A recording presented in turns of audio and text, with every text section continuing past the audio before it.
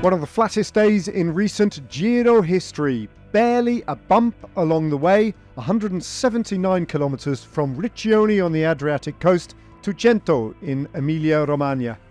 Everybody in good spirits, including Davide Ballerini and yesterday's winner Julian Alaphilippe and Jonathan Milán, looking for win number 3 at the 2024 Giro. The flag dropped and a breakaway of 3 riders got away immediately, including 2 from VF Group Bardiani, Alessandro Tonelli and Manuele Torozzi. They were joined by Andrea Pietrabon.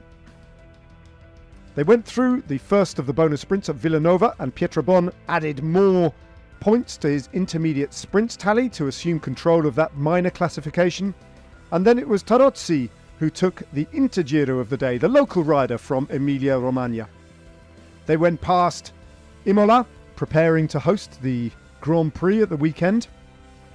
And as they edged towards the final sprint of the day at Consolice, just a sense that the wind was getting up on the long straight roads to Cento.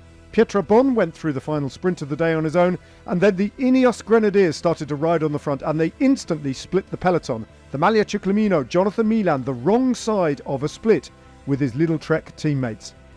Movistar too were riding to protect the GC interests of Aina Rubio, and a few teams got together. Eventually, after the 3 riders at the front of the race was caught, they knitted it back together again. But it was a long, hot ride for Lidl Trek and Movistar to finally close the gap to the front of the race. Right at the back of the race, Domenico Pozzovivo was caught out in a 3rd group on the road, but eventually Jonathan Milán and Lidl Trek got it back. As the racing stalled again with 30 kilometres to go, there was a second attack, this time again from VF Group Bardiani. Martin Marcellucci was joined by Dries de Potter, the young Belgian from Intermarché. A crash at the back delayed a few riders and dumped a few on the ground as well, and that split the peloton once again.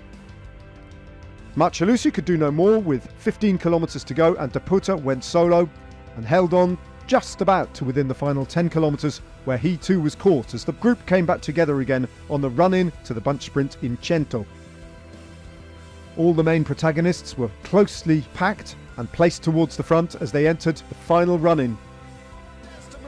Here comes Ed Turns, Simone Consoni lining themselves up for the finish. This is Lidl Trek's to lose. The man in the Maglia Ciclamino has all the other sprinters on his wheel, waiting patiently. Fernando Gaviria, as he often does, tries to go long. Gaviria hitting the front, forcing Milán to react.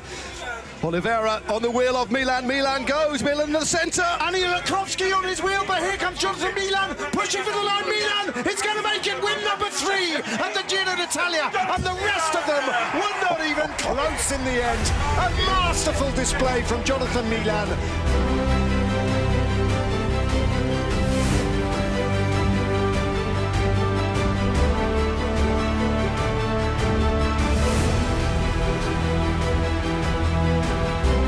Jonathan Milán picked up win number 6 in 2024 and a career 4th victory at the Giro. No change in the top 10 in the general classification, despite the efforts of the Ineos Grenadiers to split the pack. The top 10, as you were. Jonathan Milán in the Maglia Ciclamino extended his lead to 110 over Caden Groves. No King of the Mountains points on offer on stage 13 meant that there was no change in the top 10 of the KOM competition. And Antonio Tiberi has exactly the same lead over Filippo Zana and Tumen Arensman as he did going into the stage.